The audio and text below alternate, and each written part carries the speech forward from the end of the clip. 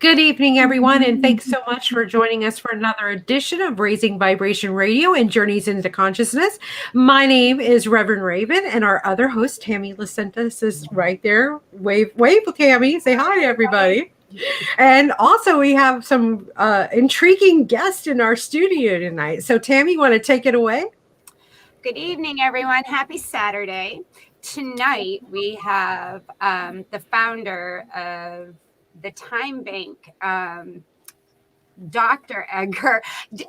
Edgar, you said you wanted to go by Edgar, not Dr. correct? That's fine. Mm-hmm. All right. He's going to tell us about the TimeBank and St. Pete.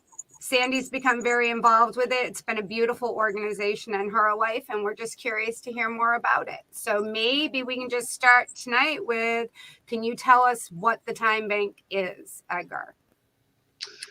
Sure. The TimeBank is a way of valuing what we do for each other. We used to call it volunteering, and we used to have paid staff, and then there were the volunteers. But it was clear that nothing worked if you didn't enlist the volunteers. And so I thought, wouldn't it be wonderful if we could find a way to value their contribution and their involvement, to value the talents they brought, to engage their time and their commitment? Because if you've ever involved yourself with volunteers, if they don't show up, nothing happens. And so time banking was a way of saying, we need you, and we need you as equals, as partners, as co-workers, and as co-change agents, because you have something to tell us who think we know everything, and we need to learn from what's happening in the field, and we need to define you not just as an audience, as a judge, but as a co-worker. And so time banking, I invented time banking as a kind of currency because I thought volunteering didn't empower the people and didn't really adequately value their work. And so I said, why can't we create a new kind of money that values the most important thing we have, which is our slice of eternity? Each hour is all we've got, is our slice of eternity. And I thought, and so people say, well, what's the price? I said, that's priceless. There is no price for something that is that significant. And so, and the IRS agreed that they couldn't figure out how to value it because we were doing things from volunteering to babysitting to driving cars to lawyering. And they said, no, there's no market. We can't give a market value to an hour of your time. I said, yes, it's priceless, and I want to make sure it's not taxed. And I said, because if you tax volunteering, it will kill it. And then it became very clear that this was reaching people whom we did not value or whom we devalued in some way. It reached out to minorities. It reached out to women. It reached out to children. It reached out to seniors. It reached out to people who are coming back from prison. It reached out to newcomers to this country who had no way of connecting. They would have to be in a community for years before anybody would accept them. But within time banking, they could be accepted within an hour as part of the extended family. And so we began to think of ourselves as creating extended families. And then people said, well, what happens if somebody doesn't honor their commitment? I said, we're family, and they'll get a taste from family of what it's like to be snubbed and what it's like to be devalued. And we're here because we respect each other and care for each other, and we also know that people aren't perfect, and that we'll do our very best to reunite a species called human beings, because we're the only species with that name that I know of, and we're supposed to be have some brains and have some ability to cope and create. So it was really an attempt to say being a human being is a very special gift. We've been given gifts of consciousness, of the ability to speak and rely on each other and build something called trust.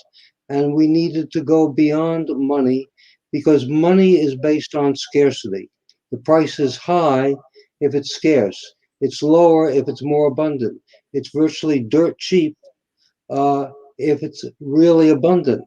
And I thought, no, there's some things that go beyond price, that are priceless. And every hour that we've been given is a slice of eternity that is priceless. And so the IRS agreed that they could not price something that was that different from anything they had looked at before. So they gave up, and we were able to.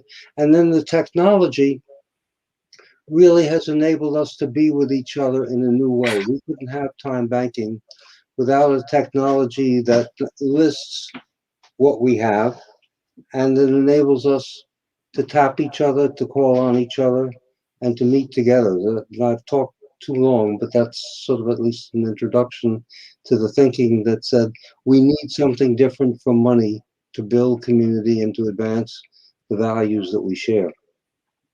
That is absolutely beautiful. It brought tears to my eyes. You're so passionate about it. I can literally feel the sincerity in your heart. That is absolutely priceless.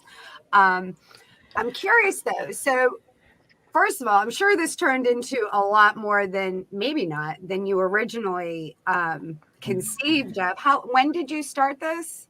We're going back to 1980. 1980. And, Wow. and I had a heart attack that blew away 60% of my heart. And they said at best I had 2 years to live. And I thought, what do you do with the hours you have when all you've got is 2 hours? And that's when I thought, well, let's create a different kind of way of valuing time. Oh If it's the most important thing we have. I think I lived a little bit more than 2 years, and at 86, I'm still going strong, and joy. Edgar? Life is a joy. Let me say thank you for not listening to the medical community telling you how to live your life. Let me say that right off the bat. Thank you. Yeah. Thank you very much. It's truly an honor to meet you this evening and to have you as our guest and to contribute in whatever way we can and supporting you and getting this information out to people who may not be aware of it.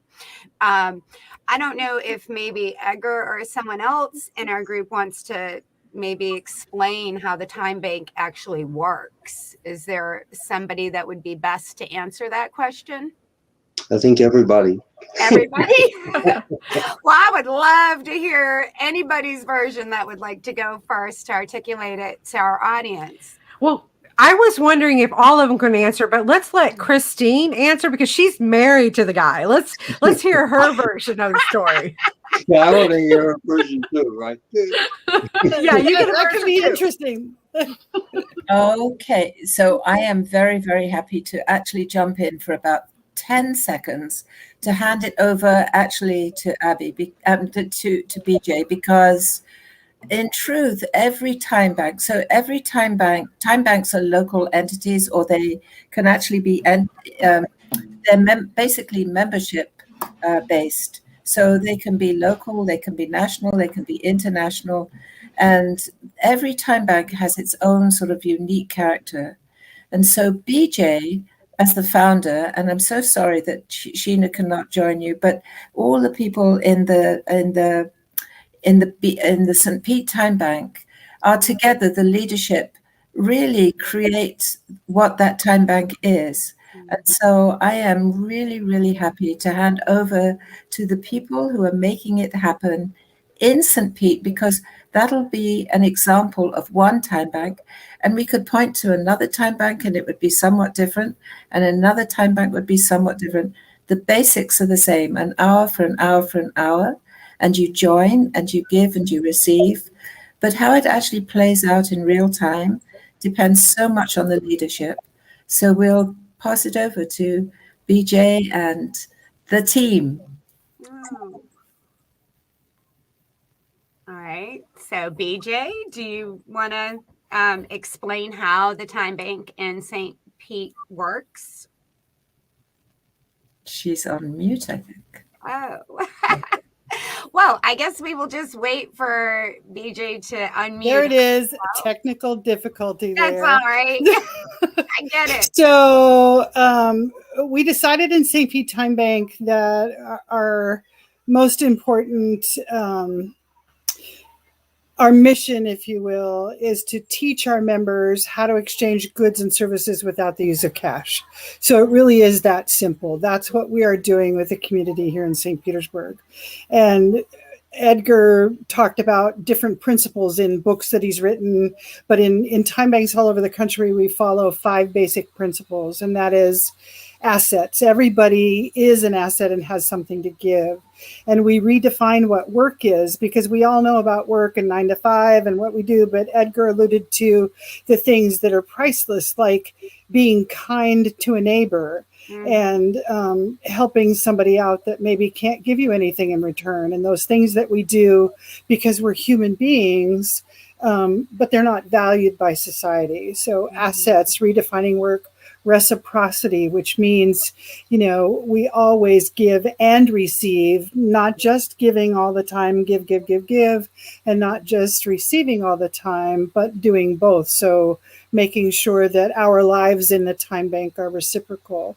And every time we do that, we build community. When I exchange with Christine, when I exchange with Donna or Deb or Sheena or Edgar or Sandy, it builds a community and a social network and this capital that then I can call on when I need it.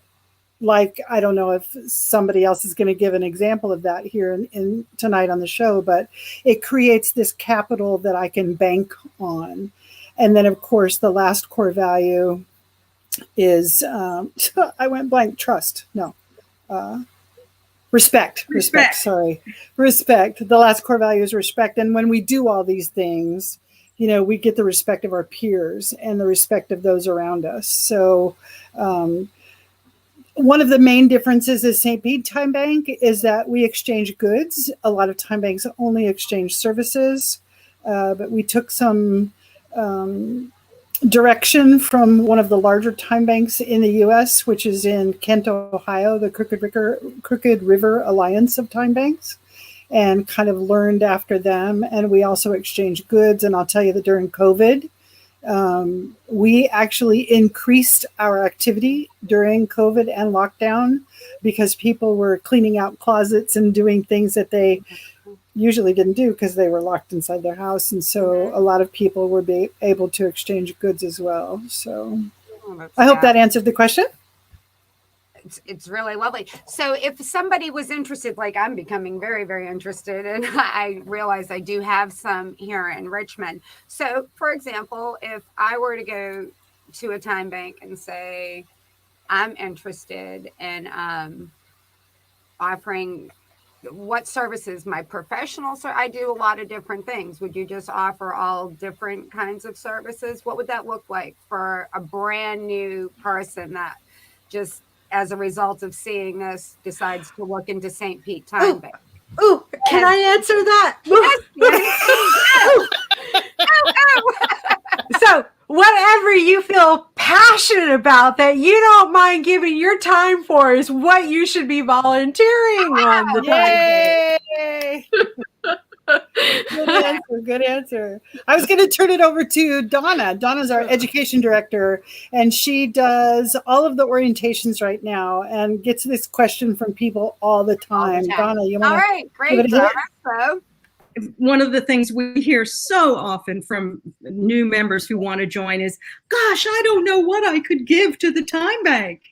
And I explained that it can be just as simple as sitting down over a cup of coffee with someone who needs to talk. Neighborly favors, kindness.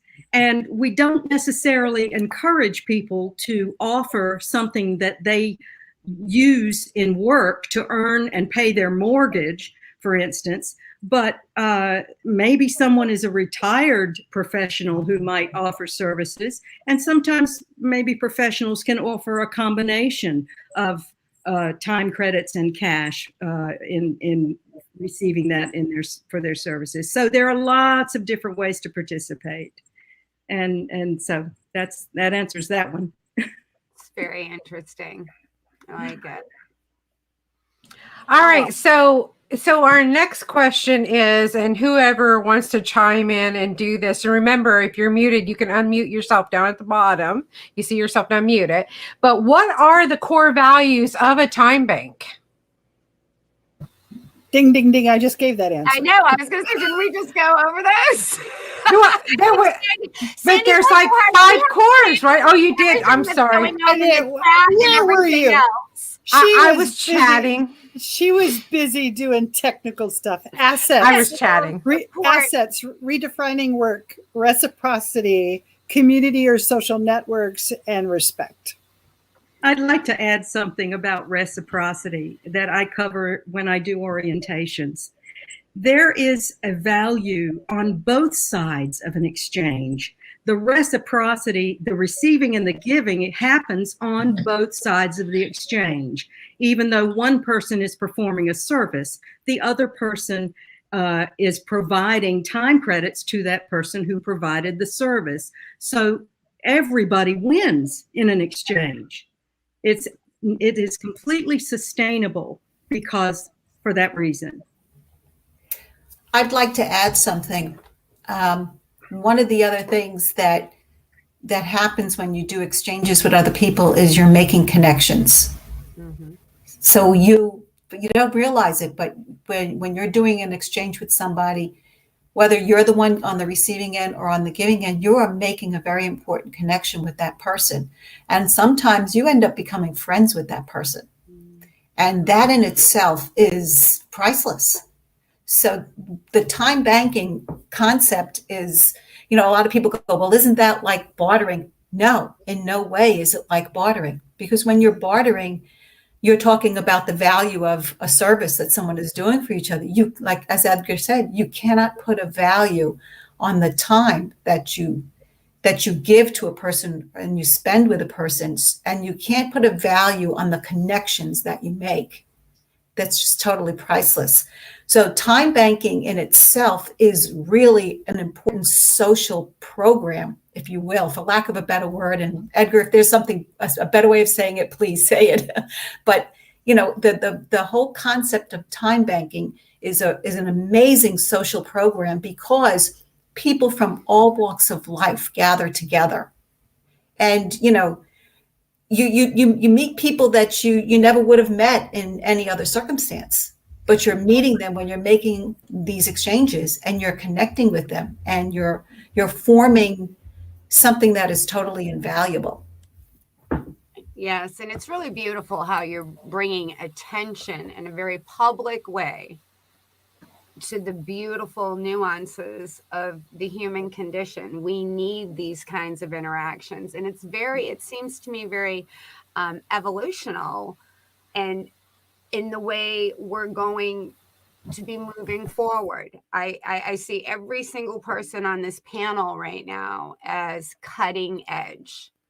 We're like laying the groundwork for brand new communities, brand new existences. And I think one of the most beautiful things I'm really, really tapping into this evening with this, to a point where it's palatable, like my heart is feeling very, very involved in this. It's like, wow, I didn't realize this was right in my backyard, but I'm delighted.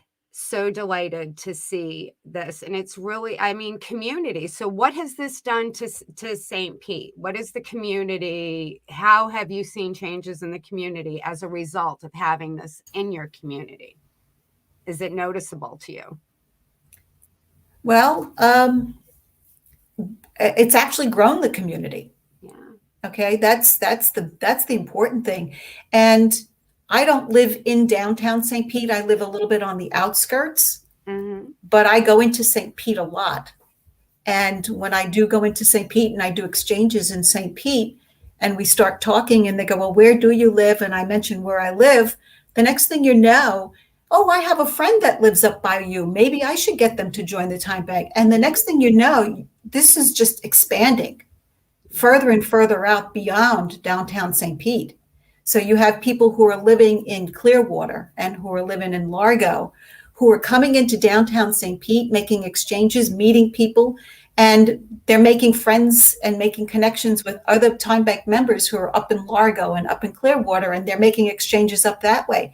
So it's literally expanding the community, and you're creating something that actually becomes bigger than you would imagine it to be. Very organically, also. It's just beautiful. Yeah, it's very nice. Not too long ago, if I may add, Go right ahead. a new member, Donna, you'll remember Shigenori, wonderful man, really wonderful man, recently came to St. Pete, and he joined the TimeBank. Donna did an orientation with him, and he had some of these acid-free boxes that you could put your photos or your CDs in, and he was offering up for exchange. And I quickly jumped on it because I was looking for something exactly like that. And I went down to meet him and make the exchange. And we started talking, and he started talking about his cat who had recently passed away. And I lost a cat as well, just around the same time as him. We began talking about that. And the next thing you know, we started emailing each other, like checking in on each other. How are you doing? And how are you doing? And another friend of mine who is a member of the TimeBank had written a book exactly about that, about when you lose a beloved pet. Mm-hmm. So I picked up the book for him and I brought it to him. And he wanted to pay me for it. And I went, no. And then he wanted to give me time credits. And I said, no, it was a gift. And we've managed to make a strong connection, one by being a member of the TimeBank and making an exchange, but also in sharing something that was important to us, which was the loss of a beloved pet. And it actually has helped him in not being afraid to go out and start doing other things, because he realized that, being by himself and trying to deal with this by himself was really not going to help him. And so I made suggestions about some events that are going on in the downtown St. Pete area that he could even volunteer for to make and guess what? He's made some more connections. More connections. Yeah. And that in itself is, again, as I said, it's priceless. It really is. It really, yeah. So, Tammy, we've had a comment from one of our St. Pete Timebank members who's listening on and has been a guest on this show most recently. Barb Destiny wrote, she wrote, for instance, today I went to the TimeBank members food pantry. So we have a TimeBank member who has created a food pantry for other TimeBankers to come and get food from her, because all these food pantries are donating food to her. And so she, in turn, instead of letting it go to waste, is giving it out to people that are in the TimeBank. And anyway, she went there to go get food from her, and they used the food to make a casserole for a friend who just lost their husband. It was a win-win for everyone. Isn't that beautiful? I am just like so delighted to have this show and be a part of this tonight, Sandy. I don't know why it's taken me this long to really finally get the concept of this. Sandy has gone. I tried to tell you about this for over a year. I've heard quite a bit about the TimeBank, and I thought, oh, that's really wonderful. But I have to say, I always thought the concept was beautiful, but I didn't get the heart of it the way I have been able to get it very, very quickly tonight. And I'm ecstatic that we're going to be able to share this with as many people as possible. It's really beautiful. And it still just seems very, cutting edge and evolutional to me. Like, we're going in different directions, or a lot of us are genuinely trying to, and seeing human beings as Edgar said, we are valuable. We all are valuable. We all have something to bring to the table. And when we work in union, it's just better. I mean, we have a better quality of life. The connections, we're not as isolated. We don't have to use money for everything. I think it's all beautiful and exactly where I want to see humanity go, and will give every drop of my effort and focus to creating on some level that change that I want to see in the world. And it just makes me so happy to have you all here tonight, sharing this with all of our listeners. Could I say something to this, Tammy? Because yes, go right ahead. Thank you, because I really want to honor what BJ and all of you have done at St Pete Timebank, because it does call for people to step up. You know, you just heard a story about helping and with the cat and joining with somebody. That took stepping up and really doing TimeBank.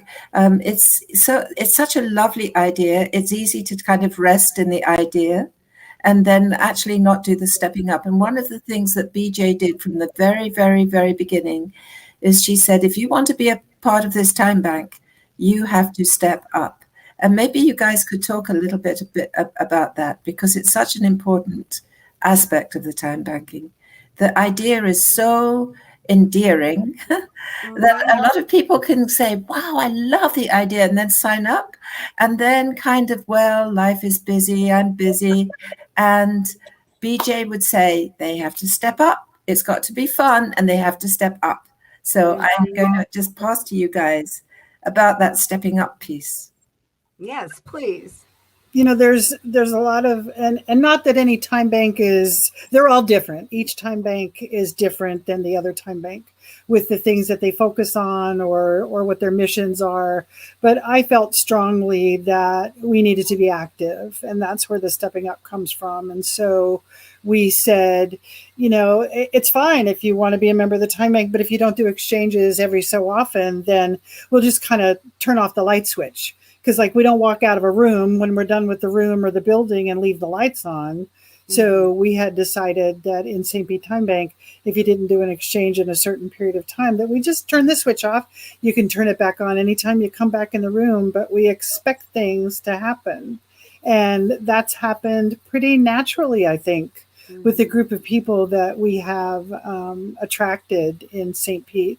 We decided, Deb alluded to it, we decided to be hyper-local.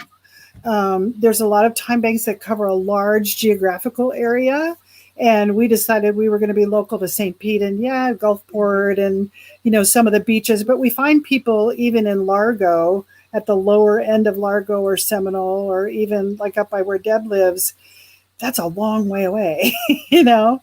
And so we wanted to be, my thought process was, if we get a hurricane and all the bridges are down, I better be able to bike to a time banker's house, you know? And so we've created these little microcosms of hyperlocal, and that's kind of where that whole thing came from. Excellent. I like that. Okay. Makes sense. Well, I'm just going to say here, BJ, even though I haven't reported stuff on the time bank, I have been helping people in the community. I just, you know, I thought they were going to report the time, and I'm guilty of not doing it. So don't think I wasn't active. We're gonna give you demerits. I know I'm guilty of it. I'll go help people, but I don't go reporting it. So I've got to learn how to do that. Yeah, I know how to do it. Yeah, we all do that. Y'all have lost me. So okay. So this is a really good time for me to chime in, because I just got lost.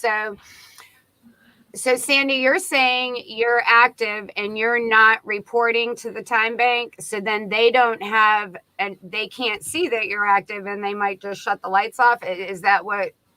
Very correct. Yes. Okay. So how does one report their activity? Donna, Deb?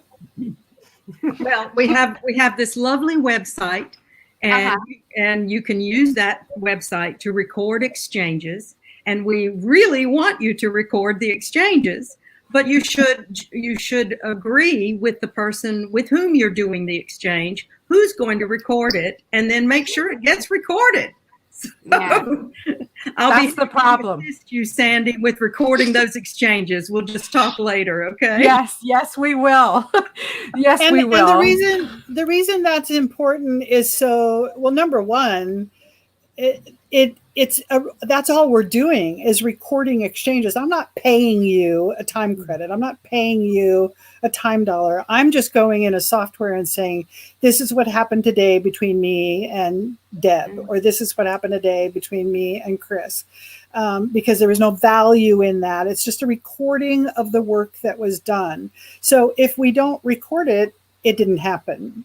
Yeah, and there's immense value in being able to look back and Right. actually see the growth and then be able to share the experiences in hindsight with others. Which I do regularly on the Facebook page. I always post and I'm like, oh my God, guys, we're up to 12. This is the end of a funding that we received from the Foundation for a Healthy St. Petersburg. So we got a capacity building grant from them in November of 2019. And so I'm working on my final report. So I did a lot of looking back. And I remember I ran across the exchange that said, oh my God, we broke 100 exchanges. I thought we'll never get to 100. And what are we now, Deb? 13,000 something? I mean, it was 12,000 and something the last time I looked. Yes. Yeah, in 6 years. Beautiful. And so if people, don't record them, we don't know that it happened. It's not that it didn't happen, but we don't know that it happened. Really important to note right here too in recording, if you're applying for grants, yes, then it is critical to the well-being and support of the Time Bank and getting these grants to have this stuff documented. Right? Very definitely, because I pulled all of the exchanges that happened since we got the grant, and I found out that 70% of our exchanges were in community. Go figure, community, and there was 3 different categories, and they created 70% of all the exchanges that happened. And if they don't get recorded, we don't know about them and we can't report on them. So what does that mean? They were in community. So we have different categories in the software, and our software is provided by TimeBanks.org, which Edgar founded that organization and provides software. And so we document it in there, and it comes with certain categories. And so if you go to the website, St Pete Timebank.org, you'll see the different categories that are there. And when you do an exchange, you choose which category it's in, or you've put out a service ad, if you will, like a little advertisement in the newspaper, and it's connected to a particular category. And some of our biggest categories are ones that are community oriented. Can you give me an example of a community oriented? Community activities would be like community activities would be like what Barb and Sandy talked about today. There's a member that has a food pantry. Okay. That's a community activity. Okay. So one member went over and picked up food. Yeah. Composting. Composting is another community activity. There's a church that gives away a lot of food, and they have huge amounts of compost. We have time bankers who go and take truckfuls and then distribute it to different members. So that's not me and Donna doing an exchange or me and Deb doing an exchange. That's the community is benefiting from the work that they do. And we also have organizational members, and they can accrue volunteer hours and pay time credits for volunteer hours for those organizations. We try not to use the word volunteer, actually, because you're earning something when you're doing these things for other people. So nonprofit organizations are a wonderful aspect of our membership. So going back to the volunteer and time banking and having a bank where we collect time, what do you call that? Is that some type of pie in the skytopia economy system that we're trying to create here? Can somebody explain exactly what that is? Well, I would say that we're building an economy that already exists, but we're strengthening it. There has always been an economy of raising children, of taking care of the elderly, of turning out for town meetings, of civic improvement. But it's always been dismissed as volunteering, or that's nice. But the notion that and we're learning it as we deal with global warming, that we better preserve the globe and we better preserve the neighborhoods, because that's part of the ecosphere that our species lives in, and that if we don't work to preserve it and nurture it and sustain it, it won't be there for our kids and their kids. And that's particularly critical as newcomers come in, as people come in from other countries, as the older people may stay, but younger people are coming in. And the whole question of how you build trust between strangers, whether they're from a different nationality or a different age or a different ethnicity. What time banking does is it immediately shortens the time. Trust starts with the first transaction. And so the notion that you can build trust between strangers does not take a year or 5 years. It takes maybe 30 minutes and a transaction and a coming together in a potluck meeting where you all share food and bring the food that you know how to prepare. So it's a community building endeavor that says we're here for each other, and we've got to keep building community.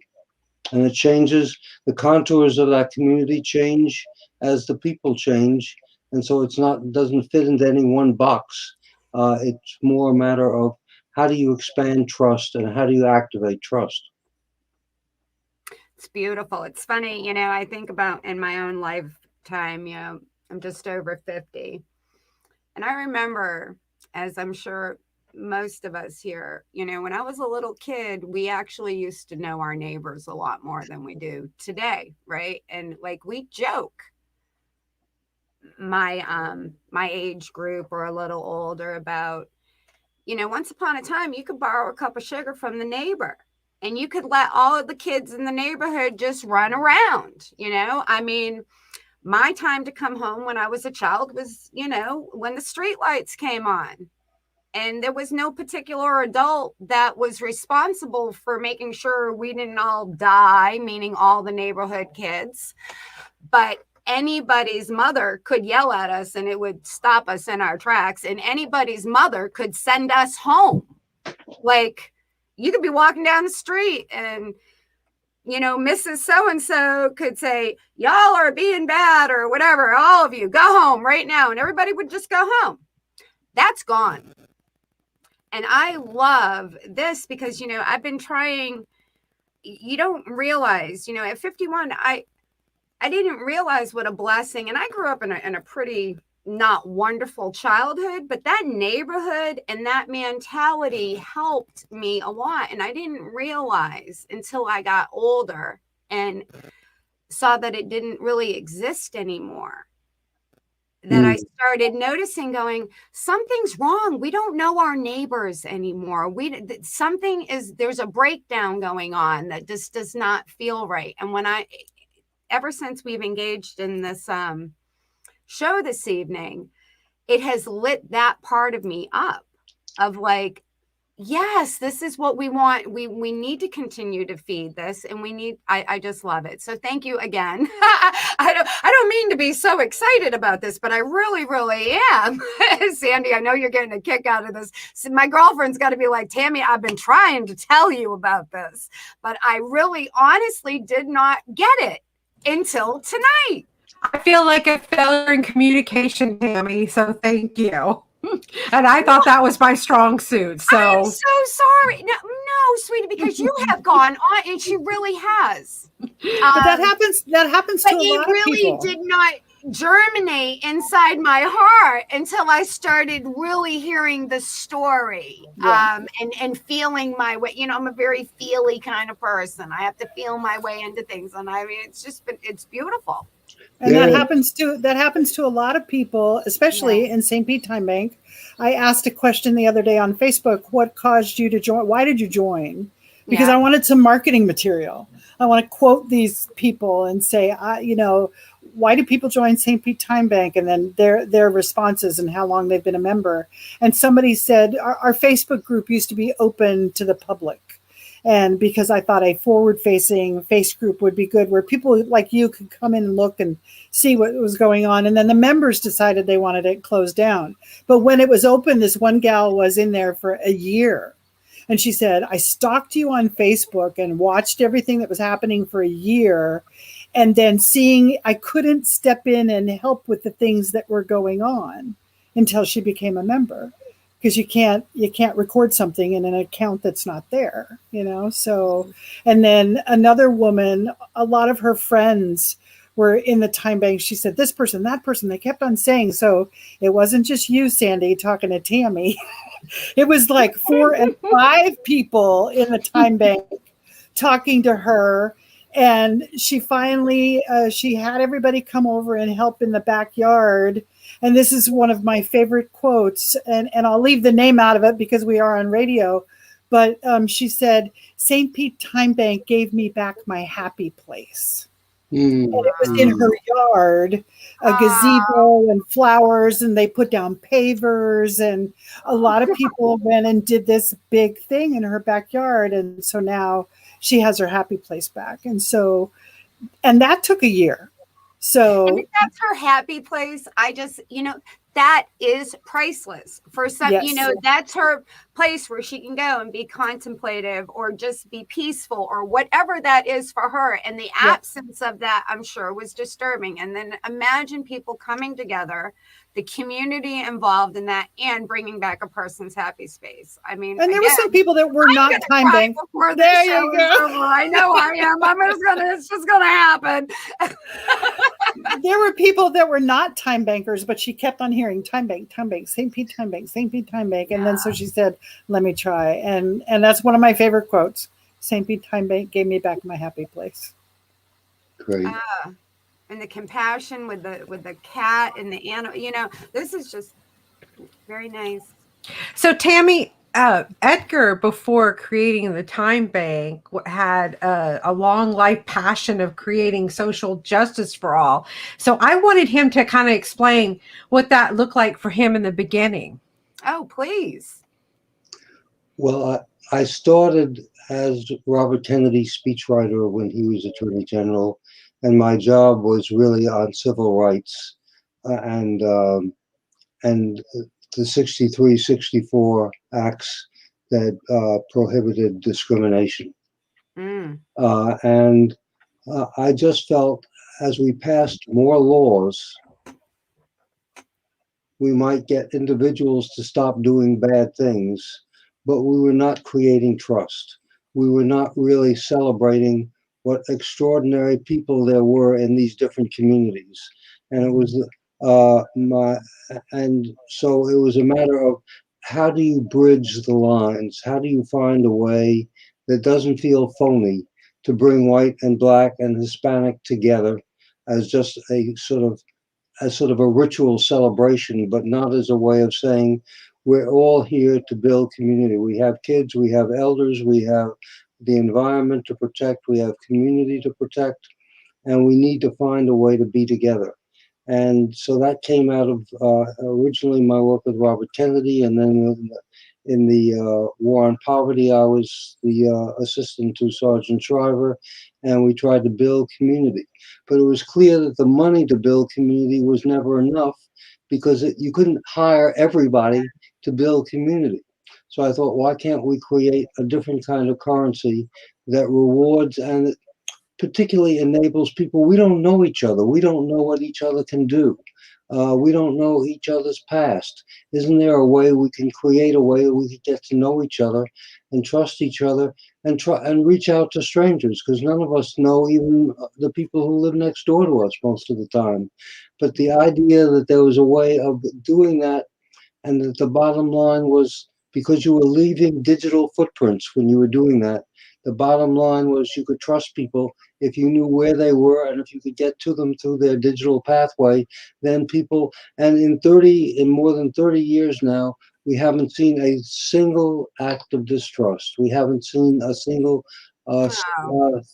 theft of somebody going into somebody's house and stealing their stuff. We haven't seen it abused because the leaving of the footprints, the digital footprints you leave, seem to create a code of ethics that say we're here for each other and we're like family, and family remembers, so don't screw up because the whole family will know. And there's a digital memory bank that will tell the whole story if you do mess up. So it's been one of those things where I just think it brings out, it rewards the best in us, and it makes it easy to trust a stranger because they're no longer a stranger. They're part of a community. Well, I've got a second part to that question. Has your dream fully come true? No. because it hasn't spread. We know that the elderly are still isolated. We know that teenagers don't have ways to connect. We know there are families, particularly those with women overseeing families of 4 and 5 children, who don't connect with others to make an extended family.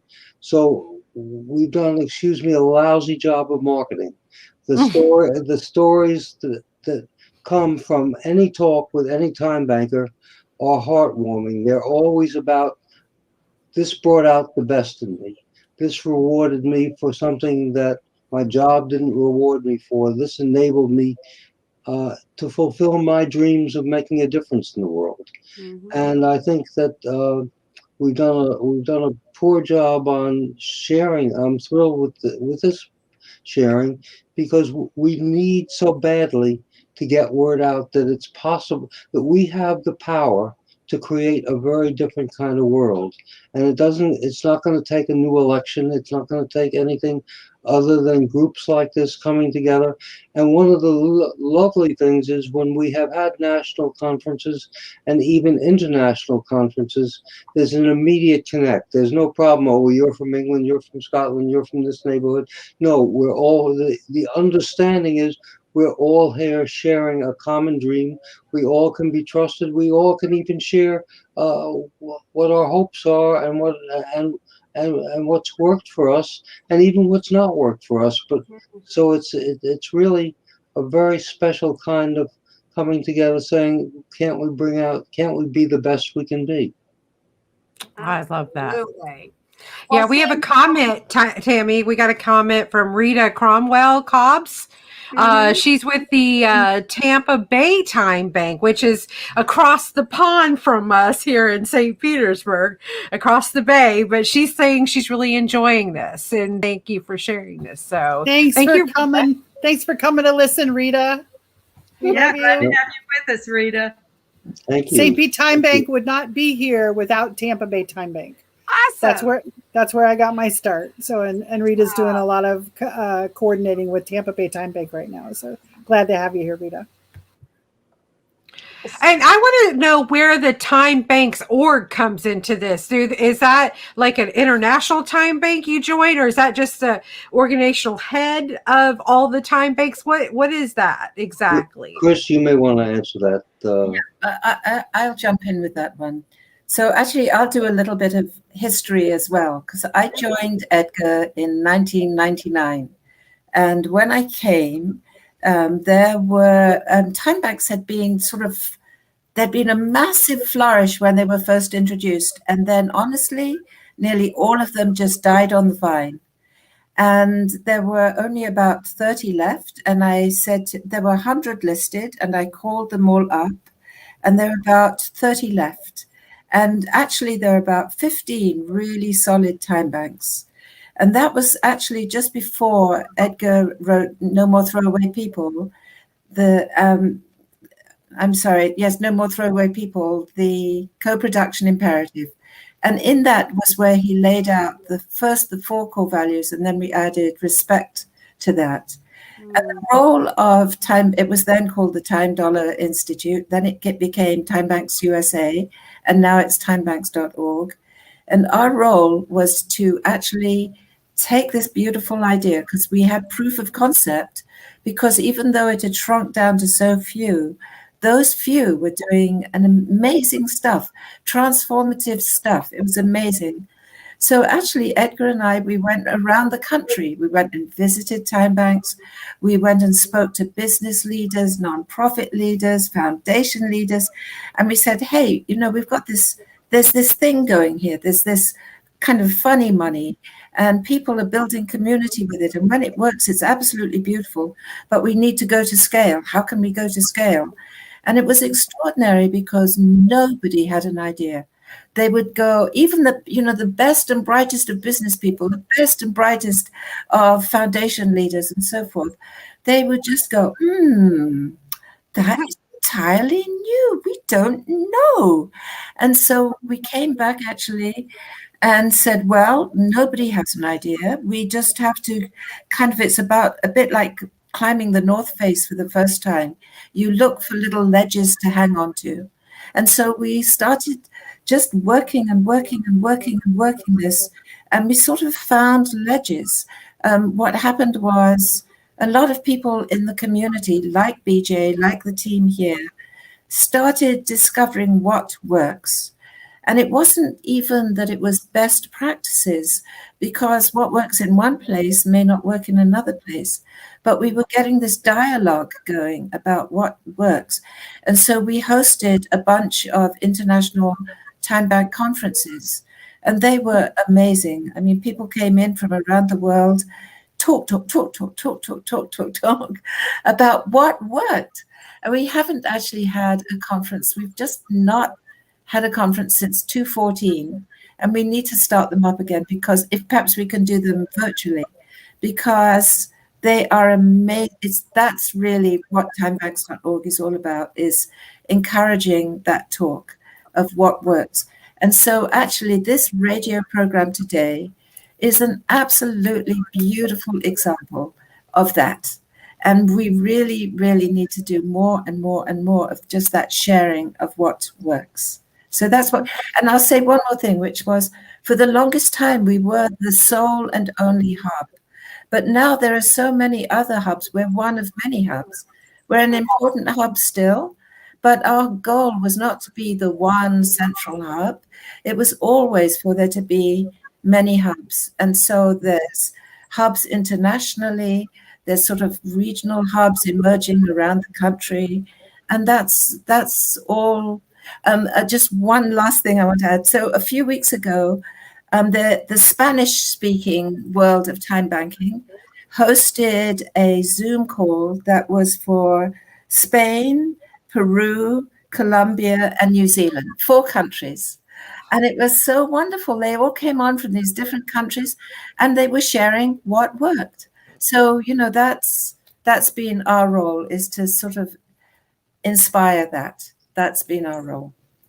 Wow. So you guys are really promoting one language for the whole world. Love. Yes, that's such a... I love it. So I want to chime in real quick.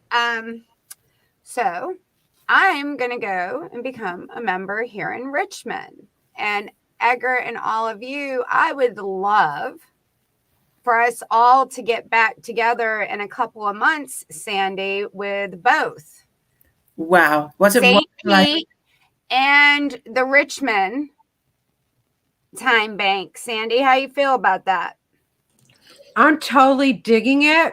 Yeah, I really love the vibe. It's only if BJ is going to come back, though, because I don't know if you guys know this or not, but I'm kind of filling in for BJ while we find a permanent, well, whatever, you know, I'm going to step in and try to fill BJ's shoes for a couple of years. I don't know if I can, but at least I know she's going to be there. I'm going to love you and support you to do that to the best. And you got to, Sandra. I so now understand why you are so enamored with this. I mean, I cannot begin to tell you guys how enamored Sandy has been the last year. And again, you know, we do have, a little few miles between us. So it wasn't like I could just swing over and go check out what she was talking about.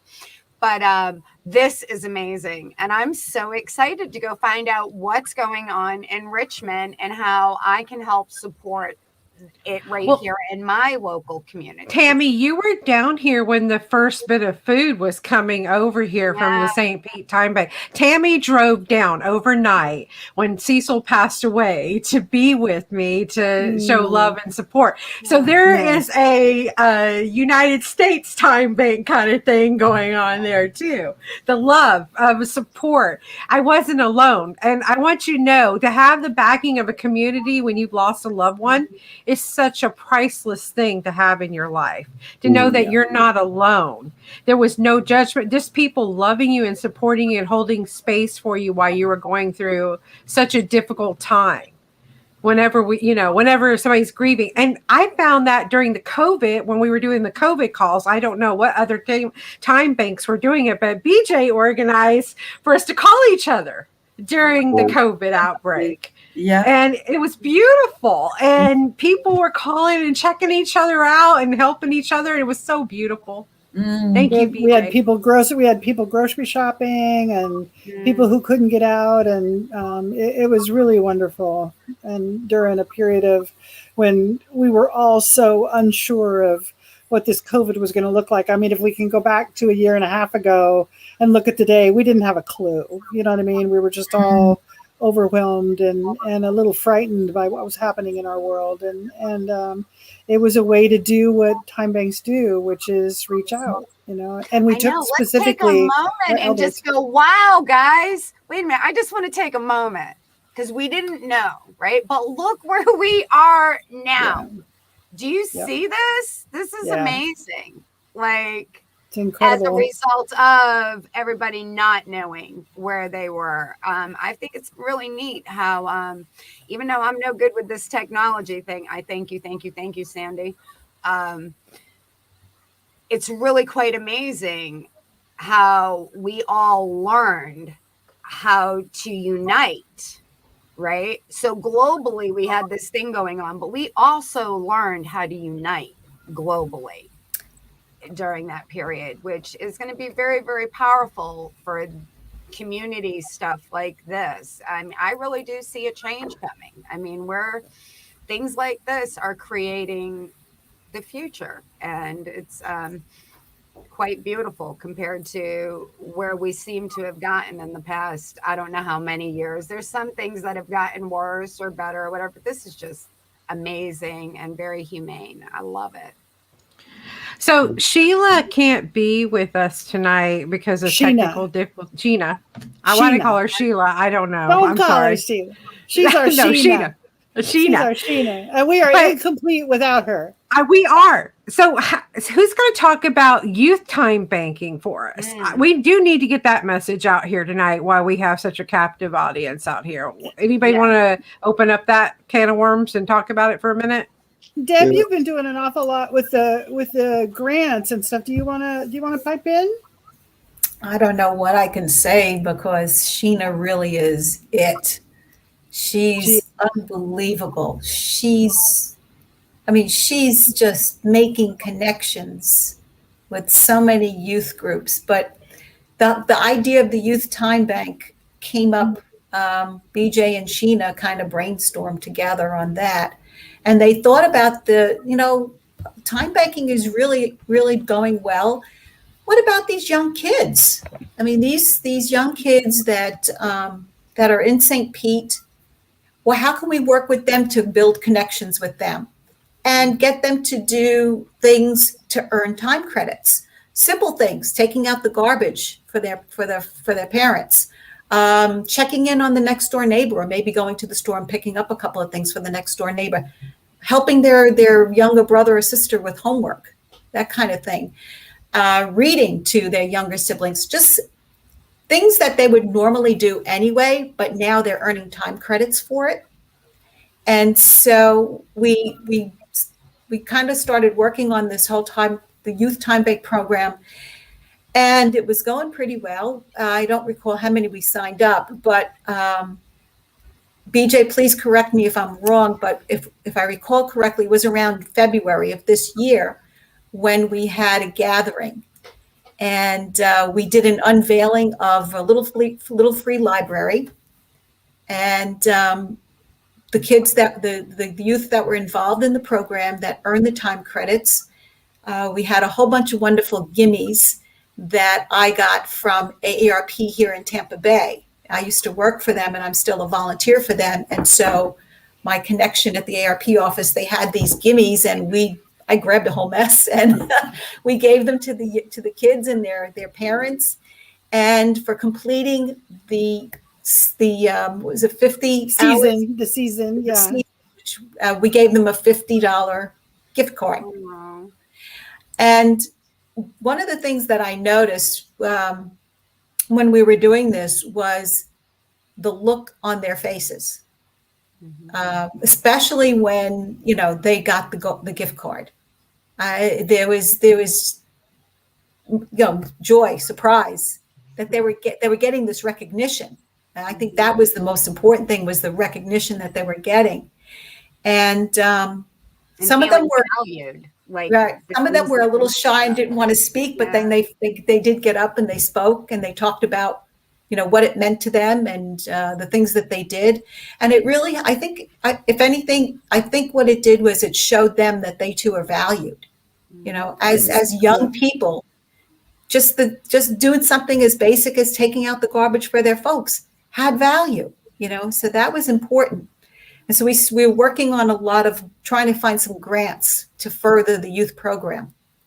And I've been doing. I do want to give a little bit of a. I want to give a little bit of a backstory here because I have to give credit where credit is due. Go ahead, Donna. I wanted to expand a little bit on Sheena and her background because she was such a perfect fit for expanding our time bank into the youth community. Because for years and years, she has been teaching financial literacy to children.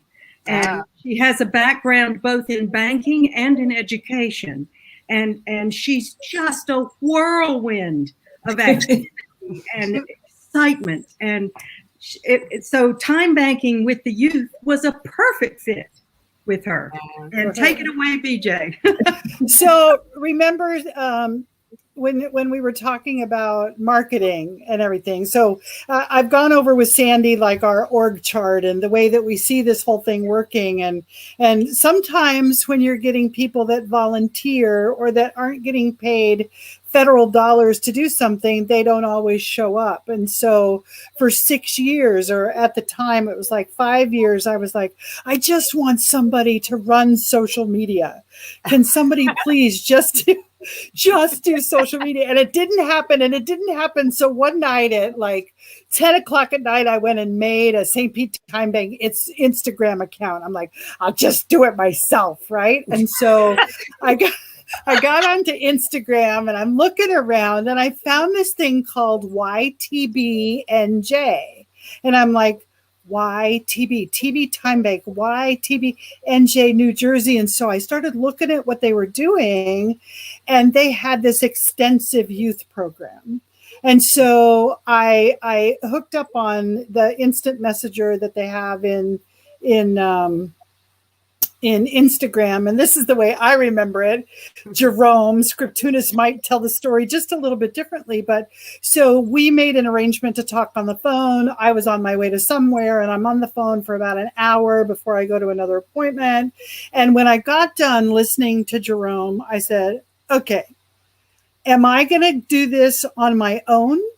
Learn with everything you've just given me in the last hour. Am I going to do this on my own, or we going to collaborate? And he's like, let's collaborate, because he was already collaborating with somebody in Jamaica and other locations. And he has just been a spearhead of information and a fountain of technology for us. And any way that he can help, he's been there.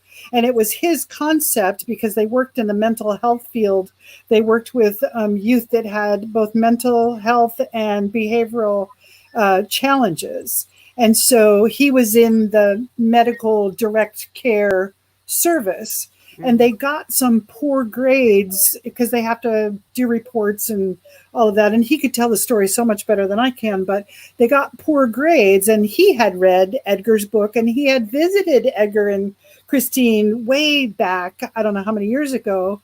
And he had this concept of youth time banking. And so he said, what would happen if we took the youth and we had them do, you know, he references it as community service, not in a punitive type of way, but how about if they did different things like that and got credit for them? And so I was just elated that that was a story. Sheena was on already with the background with the youth, and it went off like firecrackers. You know, right now we have an open season, if you will, that we're trying to get youth involved. And so anybody can go to stpetetimebank.org and look for the youth time bank part, and or send an email to stpetetimebank@gmail, and we'll make sure that Sheena gets it, and get them signed up and involved, because she has room for youth right now to do this and to be valued for who they are as human beings. Because if we don't value our youth, we're in trouble. We are in trouble. And so, but I had to give credit to Jerome because it was a fantastic program. I would add to that. For years, we used time banking to run a diversion program for youth who got arrested, and rather than having them charged with a crime, a group of youth would sentence them to community service, and then once they had done that community service hours, they earned additional hours which enabled their families to get food from the food bank. And it was an extraordinary, and the recidivism rate for kids who went through the youth court, the recidivism rate in DC national was about 34% a year would be back in the system within a couple of years. The recidivism rate for kids who went into time banking was 6%. Wow. And Isn't that amazing? Yeah. so we know that enabling kids to feel that they matter, that they can help seniors with shopping, that they can do gardening, And they bring value. and that they can mentor each other and tutor each other and have homework clubs. Yeah. So and we really are missing. Yeah, we really are missing Sheena not being here with her technical difficulties tonight. Well, Sheena is just going to have to be present for our next get together. There we go. In a couple of months, because we'll get her going. It'll be really, really nice. We're thrilled to be with you today. Yeah, I'm thrilled to be here with y'all and to getting the fever, if you will. You know, I don't believe in accidents, so I got the fever right when I was supposed to get it. There you go. It does seem a little delayed, since how Sandy really did do an exceptionally good job raving about this, but it didn't. The infectious bite didn't really hit me until tonight, so it's really wonderful. Tammy, What? could I just say something to that? Yes. You're so BJ said earlier that you're not alone, and you're so not alone in this, because we've kind of divided the world up into those who work and those who volunteer and those who receive the goodness of those who volunteer. But those who act are usually people working or volunteering. And then comes along this funny kind of in-between space where you actually earn time credits for helping other people. It's like, what is that? And that's how people often respond. So it really does take meeting people who've done it and experienced it and tasted the kind of magic of it to say, oh, it's that. So yeah, it's very, very common for people to kind of just not get it. Until and it's funny because it's the very, very thing I would think that I would get. You know, I'm very interested in procreating all kinds of community, you know, and believing and supporting the whole notion that it really does take a village to raise a child. And I couldn't agree more that we have got to pay attention to our youth. I mean, seriously. And you know, at the very beginning, when you were all discussing the youth program, and I heard somebody say, you know, doing the things you do anyways, like reading your sibling a book or something like that, I immediately felt this is a beautiful thing for that child and the parent. The parent to recognize that that child is kind of co-parenting, you know, they're doing things that are bringing value and teaching that they've already, the whole dynamic of it. And for the child who's reading to realize this brings value. You're not just reading your little brother a book because your mother told you to. You are an instrumental part of your sibling learning and its first development, and how priceless that is. I mean, and to bring awareness to things like that all the time and be able to have open communication about it that's the cutting edge stuff that's different that I see going on in the world right now, is us becoming really vulnerable and putting ourselves out there. I know I genuinely, and I believe many others in the world want to do that. We want to have more community. We crave it.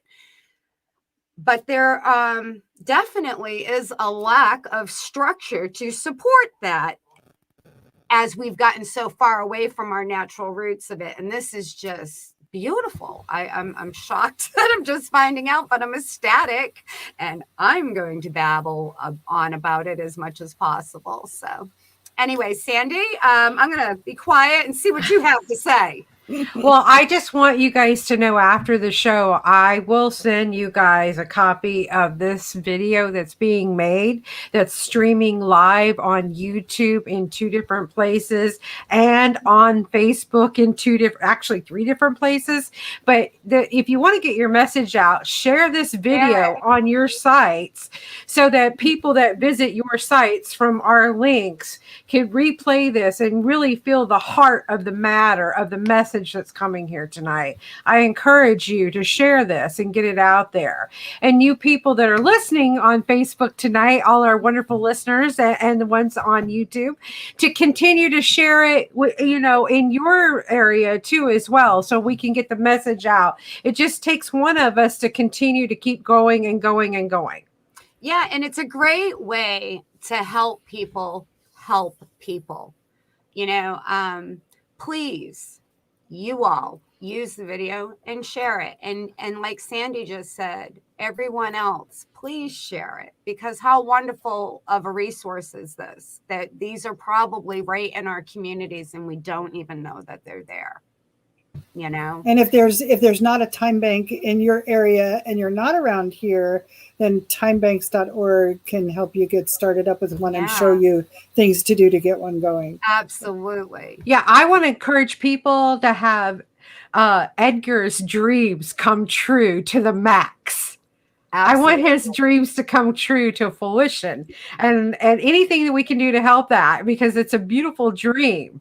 It's the best dream I've heard of in a long time. So thank you for sharing with us tonight. It really means the world to us here. But we're not done yet. I just wanted to say that, just to let you guys know. But so how do people, so they got to look in their community. How do they join a time bank? What's the best way for them to join? Chris, you've put together a process of launching a time bank that they want, that we can share. So there's 2 routes, really. One is to look and see if there is a time bank in your area, just like Tammy did, because that's the easy way to get in. But there's a zillion places still, and asked if Edgar's dream had come to pass yet, and he said not yet. Zillion places where, if his dream did come to pass, there would be a time. Would be, yes. And it does take a little team. I mean, BJ was extraordinary because she stepped forward sort of solo and got it going. But BJ, I know you will agree with me, a team is needed. Really, you need a team to get a time bank up and running. Most people do. And BJ had already had some experience with the Tampa Bay Time Bank, as she explained. If you're starting afresh, you want a team, because it's challenging, actually, to put a new time bank into effect, because you have to get people around to try out this funny thing. I mean, once you try it, it's like growing something very organically. And that's what BJ and you all have done so beautifully, is grow it organically. But that getting started, and we'd absolutely say go to timebanks.org, where we have lots of material. And we have something called Gathering with a Purpose, which is to just to explain what time banking is, and to hopefully inspire people to actually pick it up and say, yeah, this is something we want to run and create and make in our community. So those are the 2 routes: to find if there's one that exists, and if there isn't, find a few people that you think are like-minded enough to give this a shot. The other thing is, media does find that this generates stories that they want to cover. So launching a time bank or an event by a time bank is in fact something that that can be celebrated both on by a gathering that's videoed or by an article, because reporters are always looking for news, and we continually generate a stream of things that are very special, where strangers cease to be strangers. And we had that kind of coverage with our youth program. The Weekly Challenger did a beautiful article on the youth event that we had when we were celebrating them and giving them their time credits and stuff. So it was cool. And locally, if you wanted to be involved locally, there's time banks all over in Florida. It's crazy. We have a lot of them. I wish that we had one in every neighborhood. That's my dream, that there would be one, at the beaches, and there would be one here and one there, and that everybody could have a hyperlocal time bank. But if you live in St. Pete or the surrounding areas like Gulfport and the beaches, go to stpetetimebank.org and fill out a join form. If you fill out a join form, there's a few steps to take to fill out a profile, and you must go to an orientation, and then you'll see Donna's face again, because Donna's the one right now doing the orientations. If you're in Tampa Bay or other parts, you can go to tampabaytime.org and join there. The process is pretty similar. But also I wanted to point out, here in Florida, the time banks cooperated together and put together a website called floridatimebanks.org. And it has information about each time bank there. And we all jointly paid for it to happen and wrote the copy, and a time banker actually did the work. And so you can go to floridatimebanks.org and find out about different time banks here in Florida. So that was a collaborative effort that we did. So, Donna, do you have anything to add? No? Nope, can't think of a thing right this minute. I have something I want to add. I want to let you know, just because this is an economy based on time, we do need funds to keep this going. So if you'd like to donate to the St. Pete Timebank, or do you guys do donations too at the timebank.org as well? I can't You're hear on you, mute, Chris. Yes. We'd love to accept donations to timebanks.org and to this work. So our website has a donate button, and we would love you to come on and donate something to this spreading time banking in Florida, in the United States, and around the world. We work with groups to do grant proposals to their local foundations for specialized focus, like elderly who are isolated, like young people who otherwise don't have a family and who are headed for trouble, and so, or like in a public housing complex where there's a real need to create a sense of community. And so we will work with any group that wants to share the ideas that have been tried out. Obviously, there's a need to do so for people coming into this country from other countries, because it takes years and years to establish roots.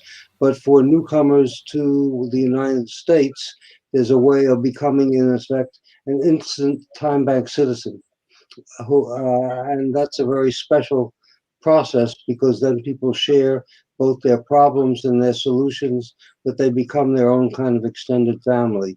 And I think that, and we love to brainstorm with local groups, share the ideas, and come up with new ideas as to how this could be used. Excellent. And we also have a donate button on our time bank website, that's stpetetimebank.org. And we're telling our members that for less than a cup of coffee, you can donate on a monthly basis, and it helps us get our bills paid. We don't have many, but we do have bills. However, we do not have any dues or fees that are required of our members. Correct. And why is that, Donna? No, you want to tell them why? Why is that, DJ? We felt very strongly that we didn't want a membership dues to stop somebody from joining. Because Tammy, what you're experiencing and what you now think that this may have for you and in your local community, I didn't want $25 to stop somebody from doing this, or $5 or whatever. So we say that we have no dues or fees, but we have bills. So when the bills come up, we're going to ask you for money. And if at that time you have money, give money. If you don't. And recently we've been asking our members for, hey, give us $3 a month, do a recurring PayPal. You're not going to miss $3 a month, and it's going to help us meet our needs of getting the bills paid. But you're right, we do not have membership fees, and I doubt that we ever will. So it doesn't cost to be a member. That makes me We really, take really happy to Yeah. hear that. And I believe with every drop of my being, that everything is energy,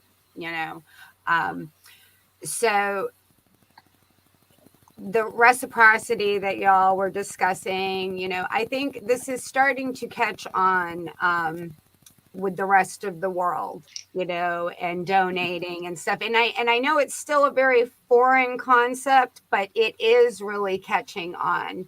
And the equal exchange and don't, like you said, I want to show up being the change I want to see in the world to Yes, the ma'am. best of my ability every single day. And I want to feel good when I put my head on my pillow at night, that I did the best I could. For the messy human that I am, I was consciously aware to the best of my ability all day long. And I made a difference in whatever I took my precious time doing. I made a difference in humanity and my world with my family and the time I spent with a clerk at 7-Eleven, whatever it is. And I think most of us want that, right? And when we start realizing that we are, energy, and we all have these human needs, and we're putting a different dialogue on it now, and we are creating these communities. And Edgar, I just want to just give you a big hug, more than a hug.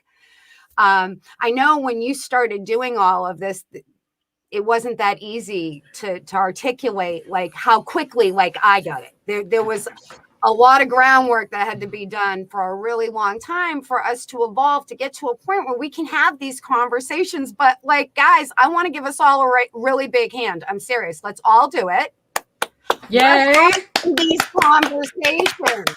We're doing this, and it is creating change, and it invites more people to show up and be willing to be a little vulnerable, put themselves out there, realize they have value, and then they can reciprocate that feeling to another person. And it's there are no words. I can't articulate what that does to the quality of a human being's life, but I can tell you I feel it in my body, And I think when we all tune in and we have these conversations, we do feel this, and we feel compelled to create more of it. So I love all of you. Thank you so much for showing up and doing everything that you do. I think we want to thank you for being able to join this gathering. Yeah. Because very definitely. We started hoping that maybe we would last 2 years, and there were maybe 10 time banks. And the prediction for me to live at the time coming out of a heart attack was 2 years. 40-some years have gone by, and I attribute that to being able to wake up with a purpose. And exactly. I knew you were going to say that, Edgar. I knew it. Isn't that amazing? I'm not predictable. Okay. but it is meaningful to think that you matter and that you can make a difference. And I think that time banking says that's not going to be determined by your market value. It's going to be determined by your human value. Yeah. And we're here to celebrate that. Amen to that. Oh my God, I'm totally crying. So we have about 7 minutes before we're going to wrap up the show. So I want everybody here tonight to have the opportunity to speak from your heart and tell everybody what you want them to hear. So BJ, would you like to go first? Just get involved, touch other people. do what you love to do, because if you do what you love to do, it's not work. How has it changed your life, BJ, as being, what's the most predominant thing it did to change your life? Gave me a place to belong. Mm. They gave me a place to belong. And that happened in Tampa Bay Timebank. Oh. They gave me a place to belong. And I'm forever grateful. And you changed that place. Yeah. That place is now not just a bunch of strangers coming together. What about you, Edgar? Well, I'm clear that I'm alive because I see us as celebrating values that otherwise we forget about. And I see this because time banks can be earned by people who don't have work permits, by children, by people coming out of prison, by people who aren't accepted. I see this almost as a spiritual way of celebrating what it means to be a human being and how we answer, for me, how we answer the question, why am I here? And I have to keep looking for that answers each day for that question. And this gives me and just meeting you and getting to know you is such a gift to me today. It gives me real joy and a real sense of I'm here for a purpose, and I now have a new family and an extended family that we can get together on any issue, any cause, but there's trust and there's respect and there's love. That's beautiful. What about you, Miss Christine? What do you want to say out there to the universe? Unmute yourself, darling. I want to go back to something Tammy said, which is about how when she was younger, there was community and it's been lost. And it's a kind of puzzle. And I find I'm a person who likes to puzzle things out. And it's a big puzzle. Like, how did we come to lose that? How did that come to disappear? And how can we come to find it? What are the right ways to talk about this? What are the right ways that we can share this so that people do get it more quickly and do jump in and say yes? And some of that is absolutely just by doing, which is what BJ has thought does. And some of it is how we talk about it and think about it. So I am constantly looking for ways that people think about this, as well as the ways that we do it, as if it were a kind of puzzle that we're trying to solve, because it's a really, really, really important puzzle that we must solve for the future that we're living into. So that's what I'd love to invite people to become puzzle solvers around this.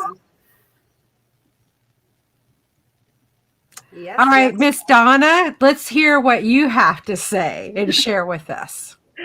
Well, I came to time banking by accidentally bumping into BJ at a business incubator meeting.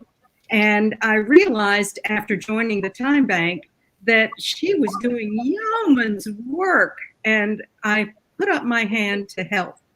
And that was, we probably had less than 100 members at that time, I think.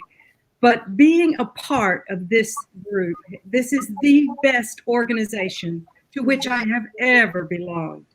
And it is so satisfying, and it fills me with pride to be able to assist in the growth and the thriving of this community.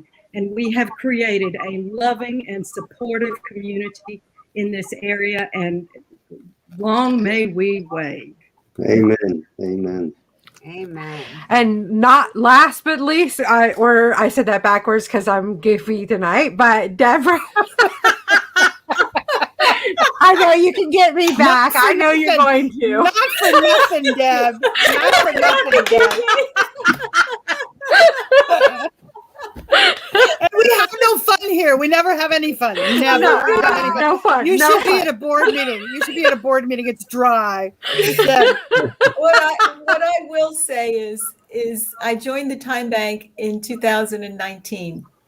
And when I first joined, I thought, I'm probably not going to really be able to do much. Mhm. And boy, was I wrong. What I have discovered is that, you're giving and receiving at the same time. You may be giving somebody your time, but at the same time, and just forget about the time credits. What you're receiving is a very important connection to another human being. And I have made some wonderful connections since I've been with the Time Bank. And I've made some friendships. And one of the things that I've discovered is when you meet everybody, you make exchanges, a wall comes down.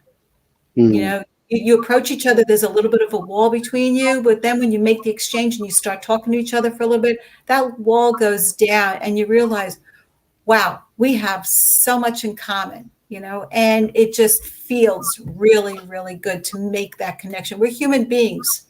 We're not meant to be, by ourselves. We are social animals. And this is the most perfect way to expand your social network. It really is. And kudos to Edgar and Christine for all that they do. And especially to my fearless leader, BJ. I mean, she's just amazing. Amazing. I have to the biggest light in the room. Yes. Oh, absolutely. Yeah. Great deal of love and respect. Thank you. All right. Well, Miss Tammy, would you like to carry us out tonight? Yeah, can I share something real quick? Yes, go ahead. So, I've heard it said many, many, many times tonight that something beautiful happens by just showing up, for other people and the community and stuff. And I've alluded some to the energy thing, but there really, really is a magic that I have witnessed so many times in my life when it doesn't matter what I could possibly be struggling with, right? We live in a very dense world with lots of problems, right? So we all have all different things can happen.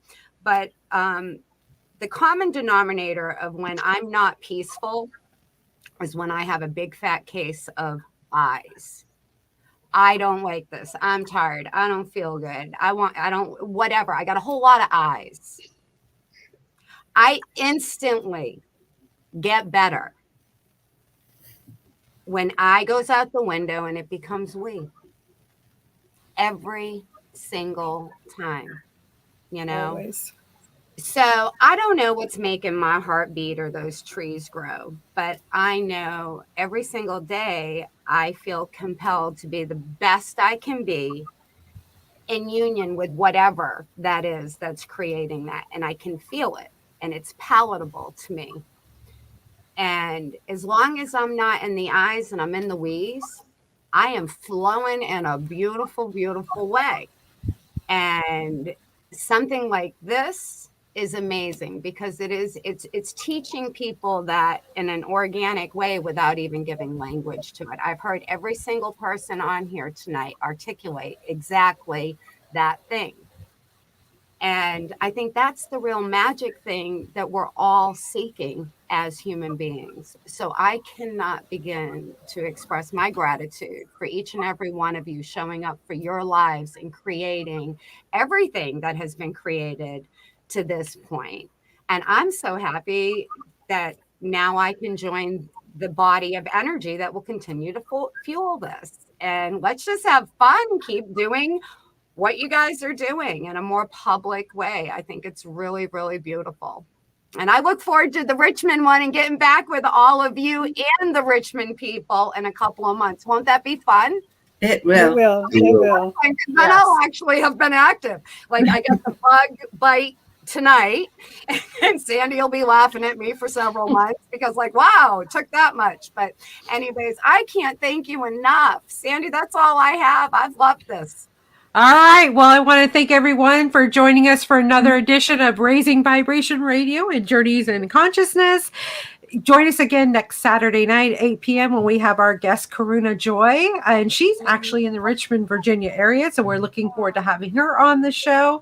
And we're looking forward to having each and every one of you back on this show with us again in the near future. So thank you for your time and your love tonight. And good night, everybody.